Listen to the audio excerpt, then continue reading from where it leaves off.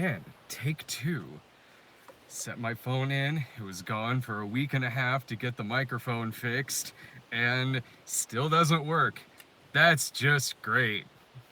Alright, well, let me promote the cons again, like I did at the beginning of the other video. I got Wizard World Des Moines coming up the first weekend of June. Second weekend of June, you can come see us at Wizard World Columbus. And then the third weekend of June, I'm going to be at Planet FunkCon in Moline, Illinois. So follow us on Twitter at The Cinema Snob. Subscribe to us at youtube.com/Stone Gremlin Productions. And there's more info and everything on the cons on our website at thecinemasnob.com.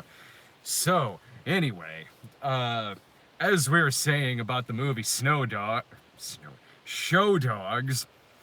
honest mistake, that we just, if you don't know the movie Show Dogs, well, I said this in, when Sarah and I got the trailer, and, we got the trailer for this in front of some movie we went to go see, and when we did a trailer review of it, I said that this movie looks like I wished for a Tequila and Bonetti movie on a monkey's paw.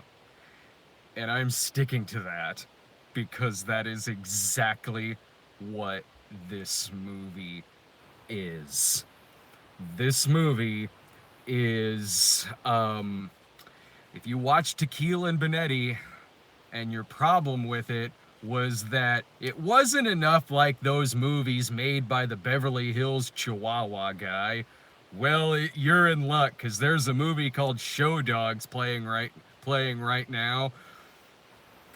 Every critic that gave Tequila and Bonetti a negative review when it came out, which was like all of them, needs to heavily re-examine their thoughts on Tequila and Bonetti, because Tequila and Bonetti has a level of being genuine to it, and it even has a little bit of genius to it in the fact that it's a talking dog show, a talking dog cop show that involves cases and moments that are so dark you would expect them on NYPD Blue. None of that here. Just fucking none of that here. Did you get any laughs out of this movie? I'm not fucking talking to you. I got a couple of laughs out of this movie. Nothing to do with the actual movie. I laughed a couple times due to the fact that we were there, due to the fact that we were in the theater watching this movie that somehow is a mainstream release.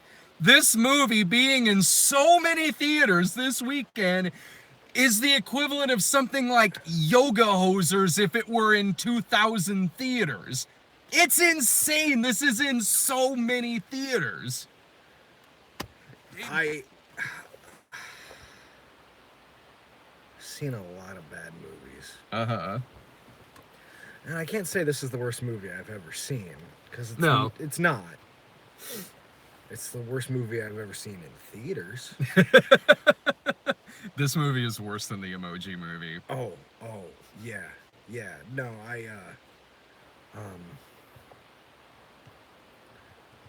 the level of contempt I have for the people that made this right now.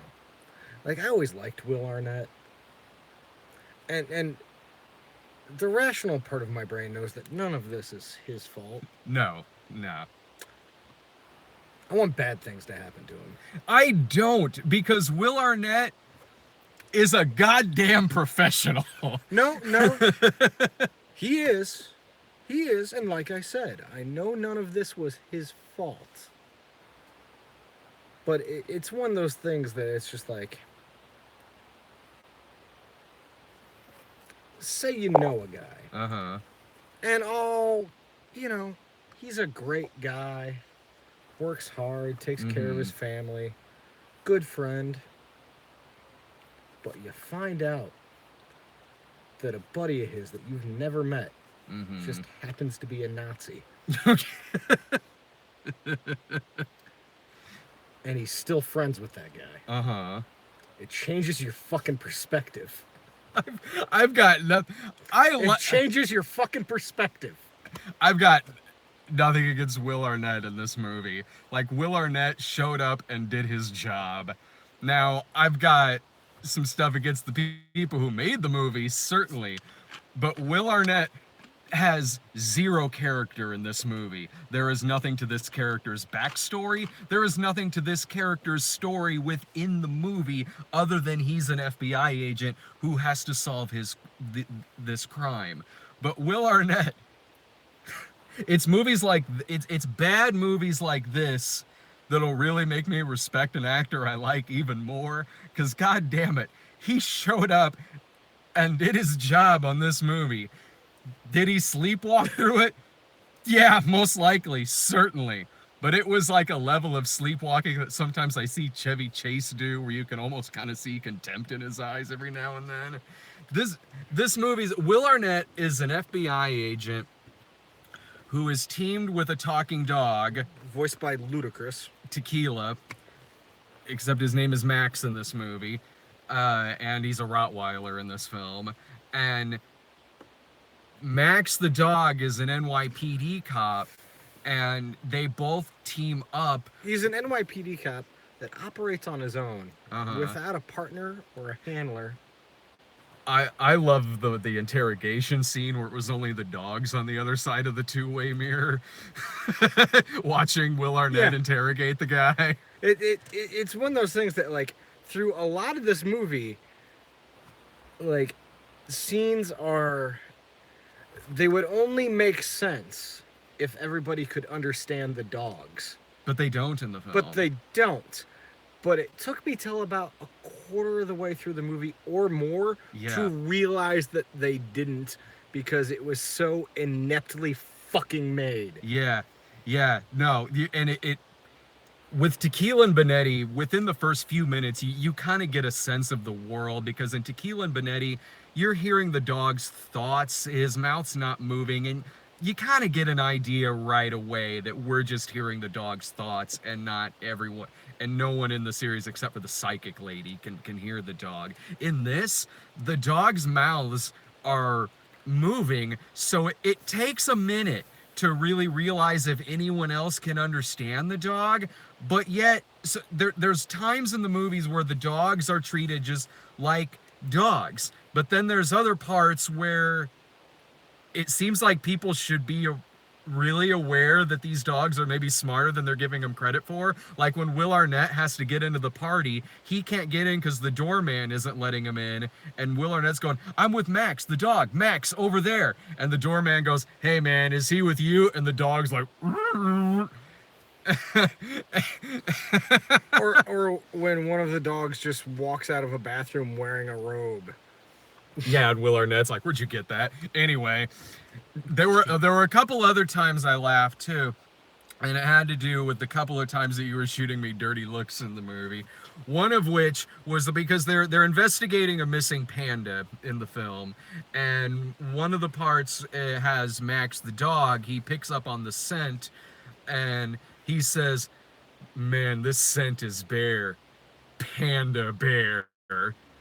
You shot me those dead eyes." And then one of the big arcs that Max the dog has in it is whether he can keep his cool by getting his genitals fondled in the during the dog show competition. Yeah, during the competition. So they have to go through a training montage with that, and then when he's actually doing it in the competition, Max's trainer, other dog trainer who's like a former show dog, is like, "Remember, Max, go to your happy place, go to your happy place." And it goes into this weird happy place dream sequence in which Will Arnett and the dog are doing the "I've had the time of my life" dance from Dirty Dancing.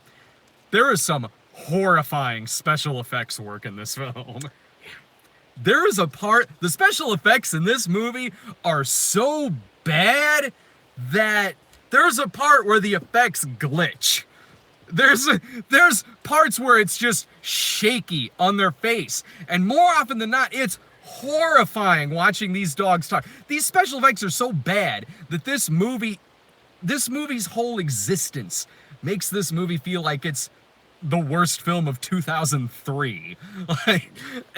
the way the dog's mouths move are horrifying. When they're making these, when he gets his genitals waxed and he has this shocked look of horror on his face. Even parts where dogs are just sitting there, not doing anything that calls for special effects, but their faces are still have CGI touch-ups. It's off-putting and weird. And when there's a chase scene at the beginning with Max doing these Matrix action moves, bouncing off of walls and flipping over cars, it's horrific. Yeah. Yeah. Oh, the part where he pretends to be inbred. Is that the part where I looked over at you and said that I was going to kill you? Yeah, that was the part. That was the part where Max the dog goes into the room that the villains are in, and I guess Max is under the assumption that they'll kill him as a witness. I don't know. So suddenly Max, it does like the fisheye lens, because of course this movie has that shit in it. It does the fisheye lens on Max, and instantly he just goes, "Duh," like CGI with his face, and starts rubbing his ass on the floor going, "Duh, duh, duh." And they're like, "Oh, he's inbred. It's okay. He won't know what our master plan of kidnapping the show dog and the panda are. Clearly, he won't go run and tell somebody." Max, the plot of the movie is that Max and Will Arnett have to go undercover at a dog show. So it's Tequila and Benetti crossed with Miss Congeniality. But even Tequila and Benetti had an episode kind of like that, where Tequila had to go through like a cop dog training, and they're doing a lot of the same like competition stuff that they do in this film. So it's puns left and right. Oh, it's all good. Left and right. It is the script. There's more puns in this movie than in Batman and Robin. That is all the dialogue in this film. It's, "He's on our tail," and or "That's so alpha."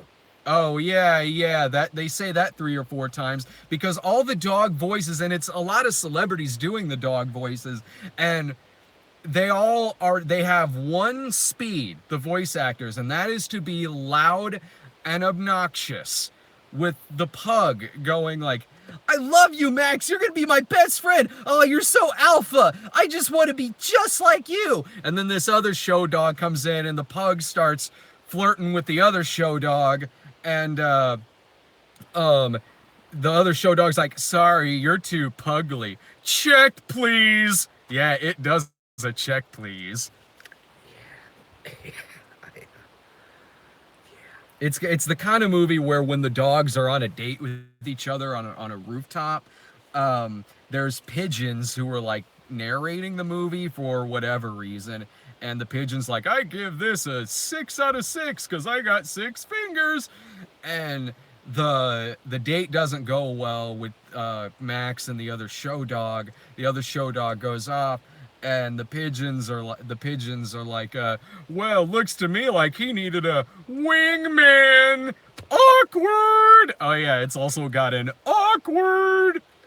Nothing. There's nothing redeeming about this movie. It is not a well-made film. It is not a well-shot film. It is a career low for every single person in this movie. It is a career low for the director, who has never and will never ever make a good movie. It is a career low for that dude, who also brought us Beverly Hills Chihuahua and the Smurfs and Scooby-Doo. The first Scooby-Doo's not that bad. I mean, it's better than this. It's a lot better than this. But if that's the best film in your filmography, whoo. Yeah. Yeah. No, it's at one point I got up to use the restroom, and I seriously contemplated just leaving. Mm-hmm. And the only reason I went back in was because I'm your ride tonight. But honestly, you missed nothing. The only reason, if I wasn't Brad's ride tonight, I think I would have just left and let you sit through the rest of the movie and do the review by yourself.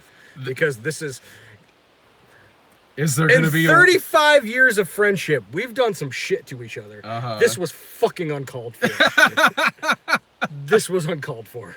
the only way that this I can't. It's hard for me to imagine a worse movie coming out this year. A worse made movie, Does a worse written Dinesh movie. D'Souza got something coming That's out? exactly. You took the words right out of my mouth. That's exactly what I was gonna say. The only way I can foresee something beating this movie Yeah. is if Dinesh D'Souza makes another fucking movie. Yeah. Every shot is so similar in this. The dogs are all shot just kind of waist up and everything, and just kind of dialogue back and forth with each other. And again, all look, you just need to look at the posters to realize how many puns are in this goddamn fucking movie. I mean, this movie ends with the dog driving an airplane and saving the panda by swinging on a rope and grabbing the panda. Another horrifying CGI shot in the movie. And then this movie has the balls to sequel bait at the end of the movie, where it turns out one of the other show dogs, it works in Homeland Security, and then they're like, we got another case for you guys. So I guess they're partners now, Will Arnett and the dog. I guess they're partners now or something. It's like, we got another case for you. And Max looks at the camera and says like, oh boy, what are we gonna be up to next? Circle fade. Fuck off. I could see there being sequels to this movie if they all go direct to video, because that's exactly where this fucking movie should have gone. It looks exactly like a direct to video movie.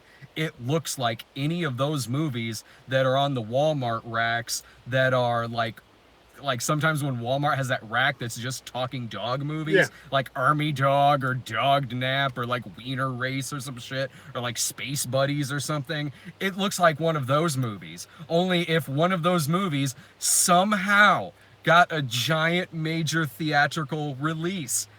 It's insane that we were in a theater watching this and that there were a lot of other people in that theater. There was 2 other couples.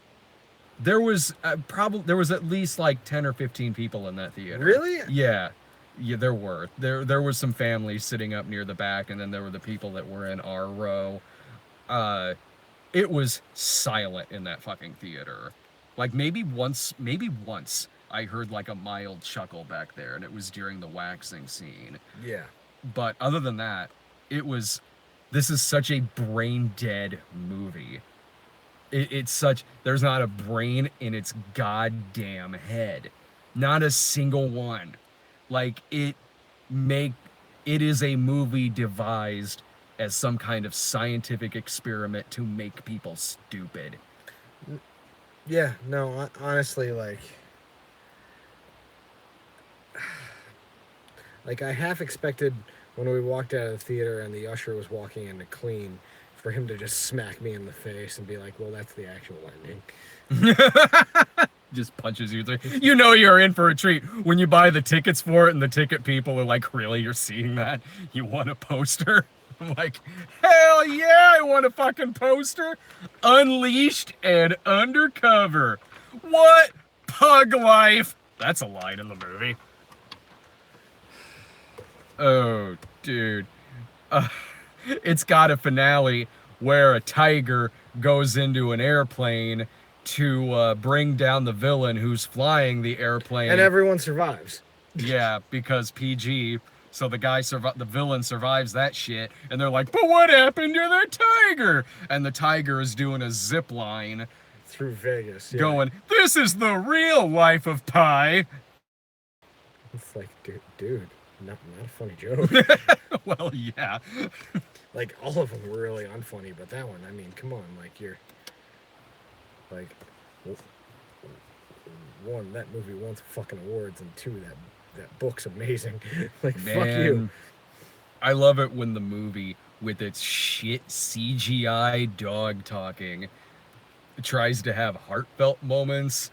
This is a cynical fucking movie.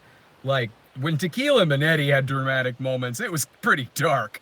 In this, they try to do these heartfelt moments with the CGI dogs talking to each other with this sad piano music playing. There's one part where Natasha Lyonne is saying to Will Arnett, she starts saying, like, the piano starts playing. She's like, well, I lost my dog like a month ago.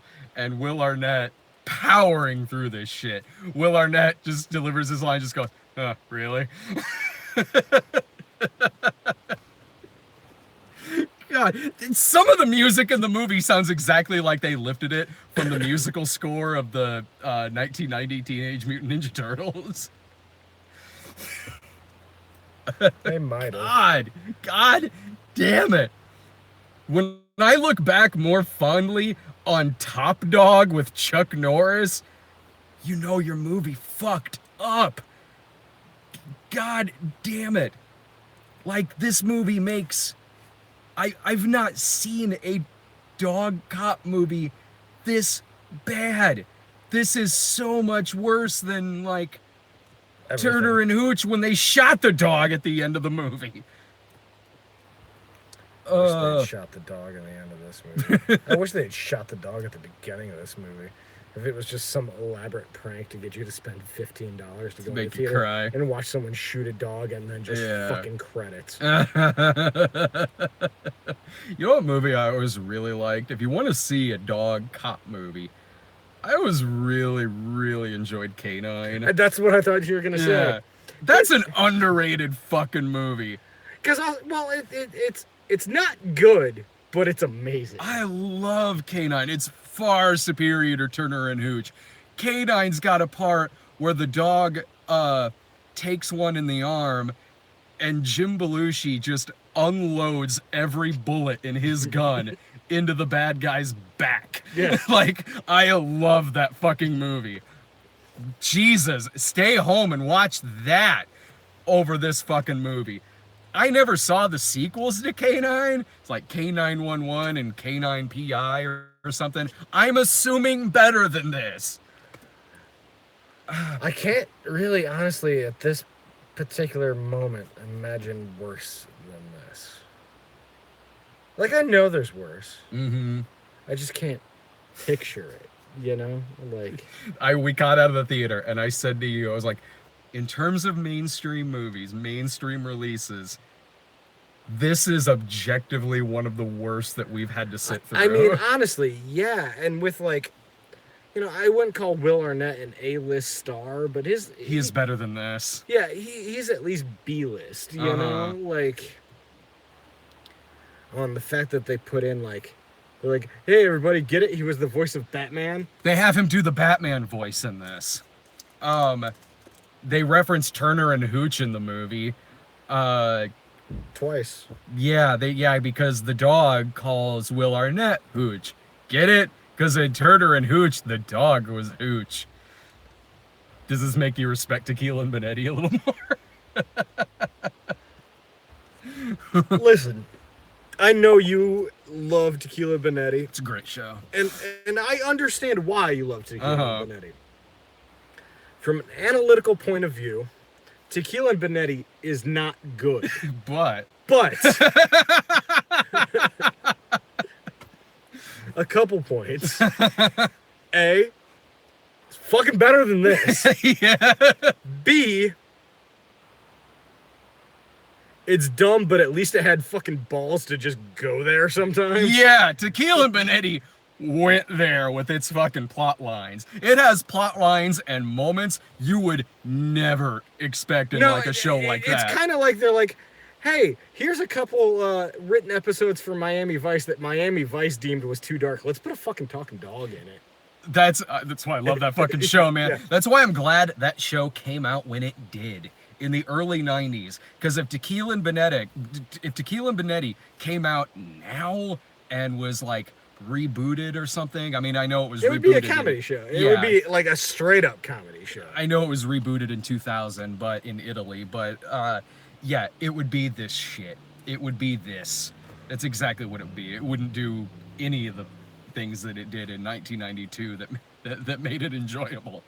Oh man, goddamn, it's going to be hard for there to be something that is worse than this film. At this point, like, And the main problem with this is I know it's really bad, but it's also like it's one of the worst things I've ever seen. But at the same time, I already know that beyond it being that awful, it's also the kind of movie that evaporates from your mind.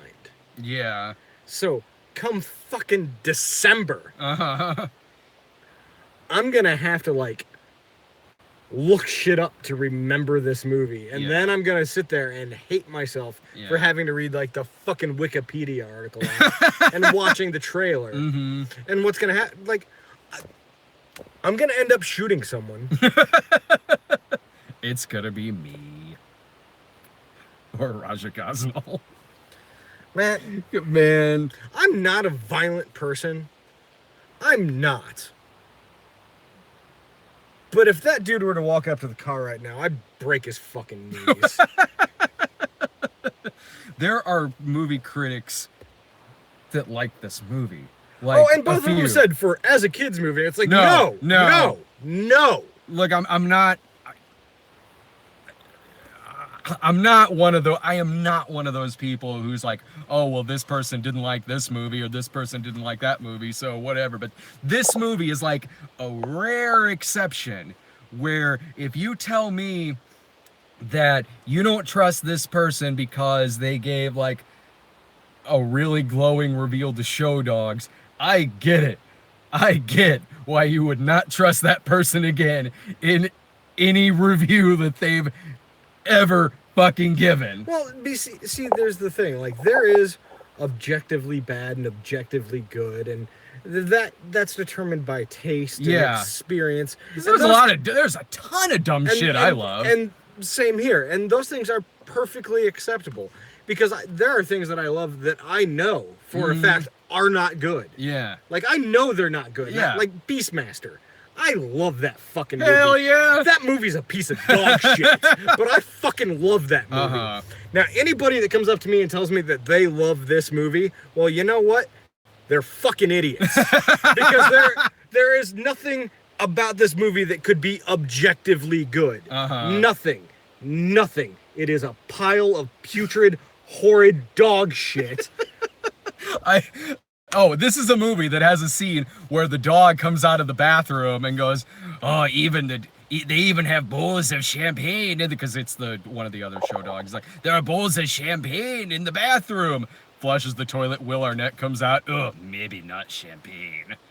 You know, Idiot. I looked up on the IMDb, and you know what makes me maddest about everything about this movie? Yeah. The fact that there's a couple somewhat talented people in it. Yeah. You know who was the voice of that fucking little French dog? Ew. That was Stanley fucking Tucci. I saw his name on the poster. Yeah. That was Stanley fucking Tucci. Uh-huh. That man is an amazing actor, and he's in this shit. And- And I know it was a paycheck. Yeah. I know it probably took him 3 fucking hours to do his entire part. Yeah. He'd get smacked too. Because some of I'd smack him on his bald little head.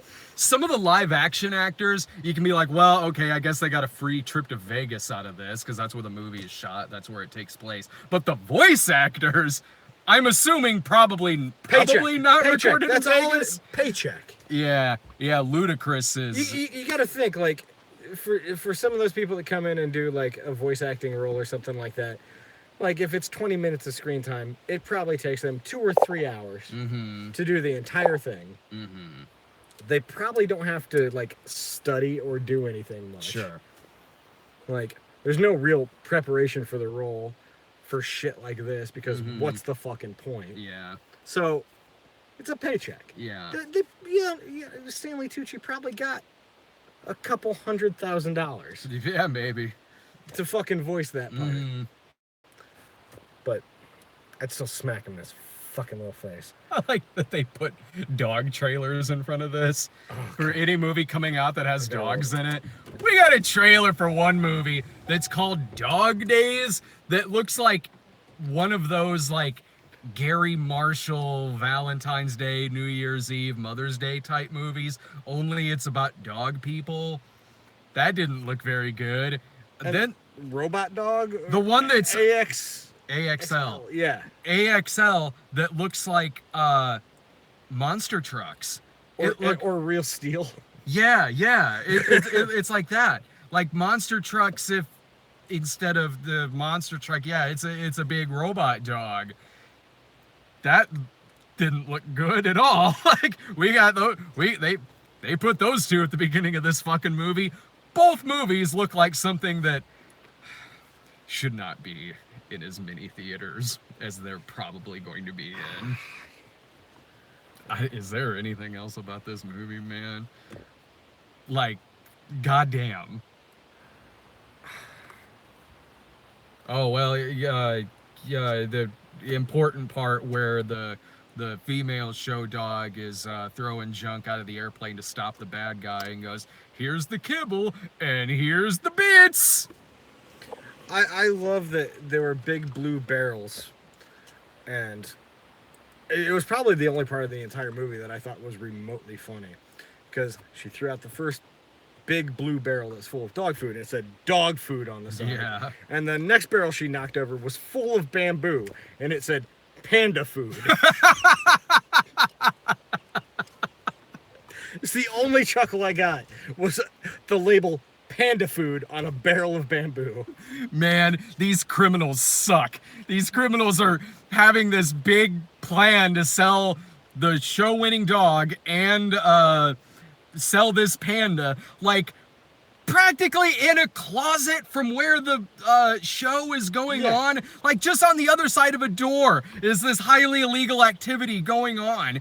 And when Natasha Lyonne wins at the end, Will Arnett's like, "Oh, we gotta warn her, they're gonna try to kidnap her dog." Not even 5 seconds of her winning, she goes out the door, someone bops her on the head and takes the dog, puts it in a fucking cage, and then leaves. Yeah. And Max has to win this competition, so then they can set it up to where he's the one who will be kidnapped. Like, but I get another thing that bothered me throughout the entire movie is every time they refer to one of these animals that has been stolen, they refer to it as being kidnapped. mm-hmm.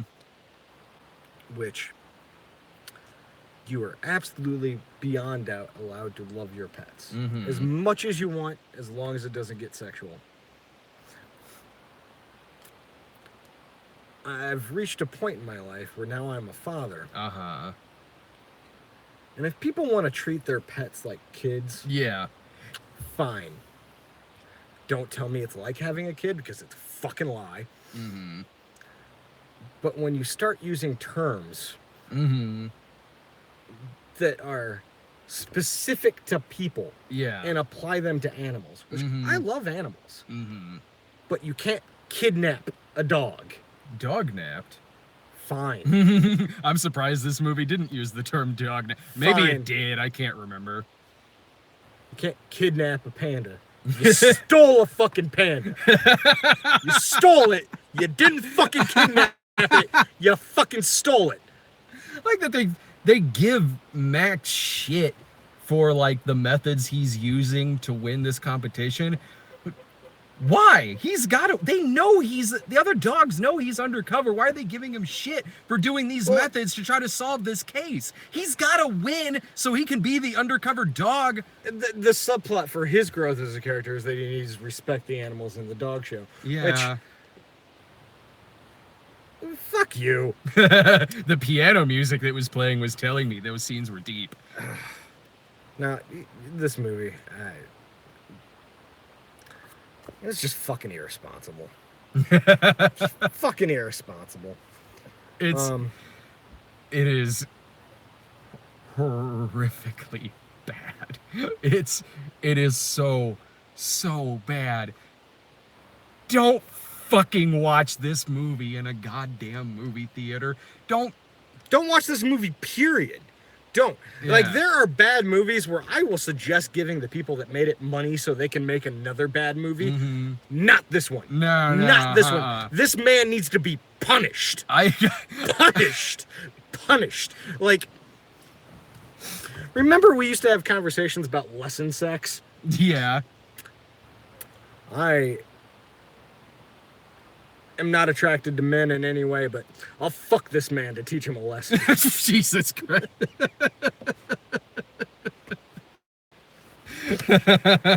Well, look, maybe Show Dogs 2 will be good. maybe that one will be all right if that happens. If there's a Show Dogs 2. If there's At least if there's a Show Dogs 2, man, it's gonna be like Hell Night in The Crow. I'm just gonna start lighting shit on fire. yes. Man, the plot of this Crow remake's kind of silly, but I guess I understand. I as well sat through Show Dogs.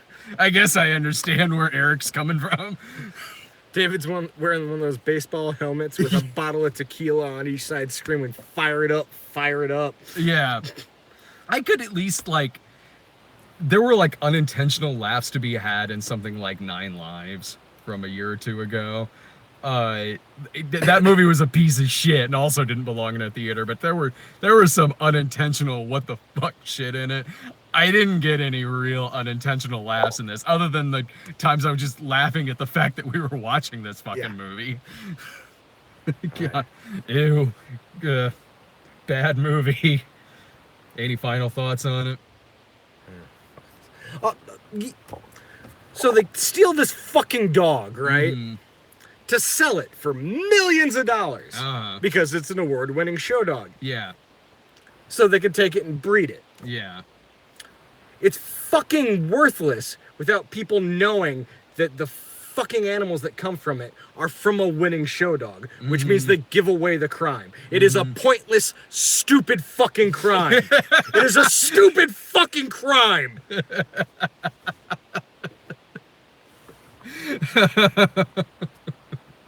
And that's why I'll give a movie like Top Dog more respect. They were chasing like they were chasing some real fucking villains. They were hunting white supremacists in that film. I got nothing else to add about this movie, man. Get yourself some bootlegs of Tequila and Bonetti and watch that. Watch Canine. Watch literally anything else. Yeah. Watch Oogie Loves. Yeah. Watch fucking God's Not Dead. Watch anything else. Uh-huh. Maybe not a Dinesh D'Souza movie, though. Watch Show Dogs over that.